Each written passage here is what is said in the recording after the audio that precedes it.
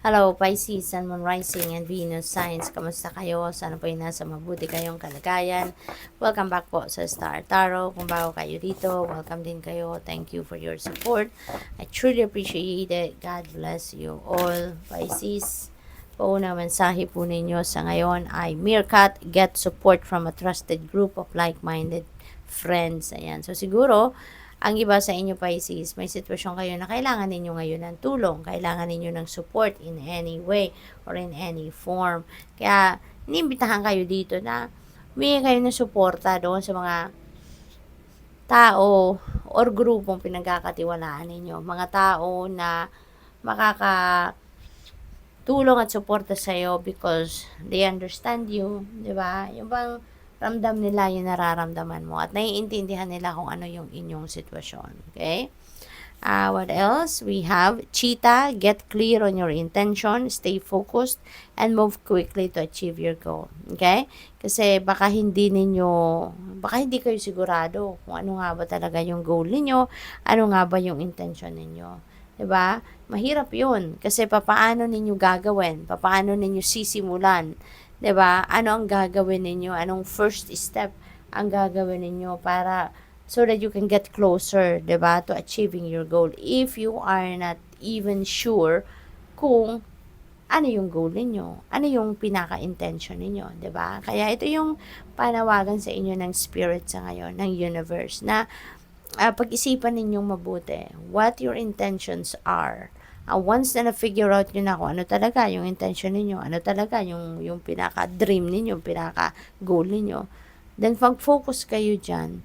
And then mag-take action na kayo. Kasi wala din naman progress, hindi mo rin ma-achieve ang mga goals ninyo if you're not going to take action. Diba? Kaya kailangan, figure out nyo muna kung ano itong gusto ninyo at mag-take action kayo. No? And one day, pasasambat, makikita mo na rin yung sarili mo na, aba, diba? You're already living your purpose. You're already living your dream. You're already living your intentions. We have Platypus.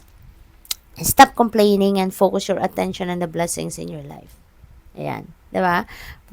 Wag na kasi this is very negative energy, Pisces, na kahit meron na tayong mga biyaya, meron binibigay sa atin na kung ano-ano mga divine universe, pero we never stop complaining. Yung parang kulang pa rin sa akin, bakit ito lang ang meron ako, bakit siya may ganito, may ganyan, 'di ba? Yung parang alam mo yun, may biyaya na binigay sa iyo yung Panginoon, pero nagrereklamo ka pa rin, no? Yung gano'n, yung parang hindi mo pa rin na-appreciate yung mga gano'n ba. So kung meron kayong ganong sitwasyon, no, this is a reminder para sa iyo. Stop complaining, stop whining, and instead mag-focus kayo sa kung ano ang meron kayo.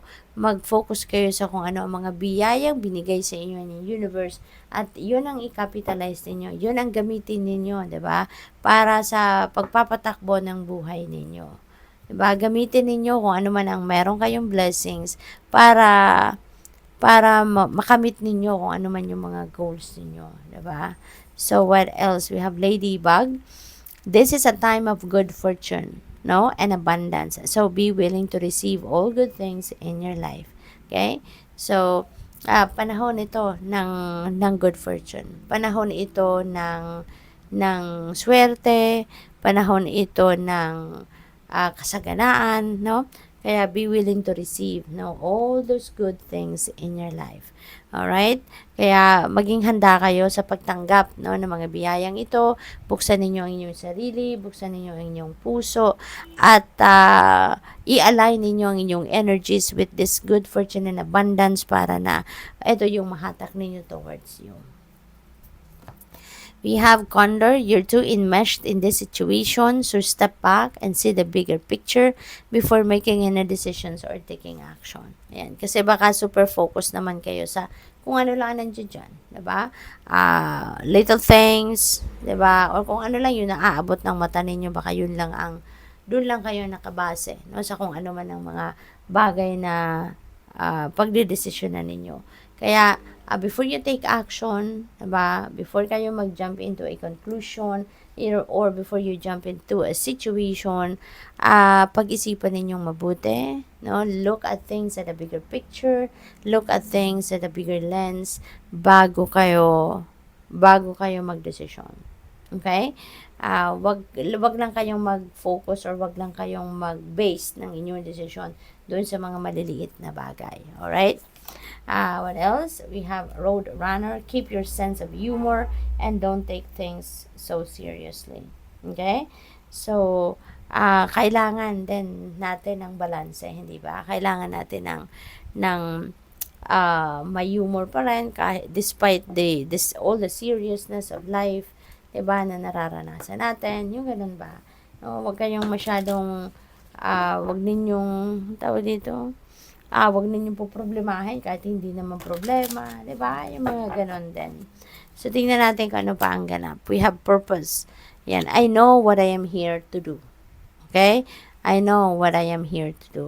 So, siguro, there is going to be a realization then for some of you, Pisces, no? Na maisip mo na or ma-find out mo na ngayon kung ano yung purpose niyo sa buhay, which is really good, diba? Kasi maybe then, may mga opportunity na sa ngayon na nandiyan na, you know, nasa inyong harapan na siguro, and that is giving you a heads up na, diba? Na dapat, it's about time na for you to embrace your talents, your skills and gifts, 'di ba?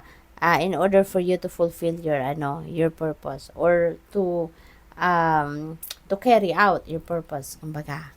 What else? We have humor. I choose to focus on the lighter side of life. Ayan. So, parang dalawa na to. Humor energy. So, siguro, Pisces, sobrang seryoso kayo. Sobrang seryoso kayo, no? Maaring hindi na kayo nangingiti, baka nabibigatan talaga kayo sa mga bagay-bagay na nangyayari sa buhay ninyo, kaya hindi na kayo man lang nakaalalang umiti, hindi naman lang kayo nakakaalalang tumawa. Okay? So, balanse lang. Okay? Balansehin nyo lang yung sarili ninyo. Kasi hindi pwedeng may stress kayo. 'Di ba? Kasi kung puro kayo kaseryosohan talaga, yung hindi man lang ninyo tinitignan ang lighter side ng buhay, mas lalo kayong mahihirapan, 'di ba? Mas lalo kayong mabibigatan sa kung ano man ang mga bagay-bagay or sitwasyon ninyo sa buhay. Kaya good luck sa iyo. Thank you for watching Love and Light. Namaste.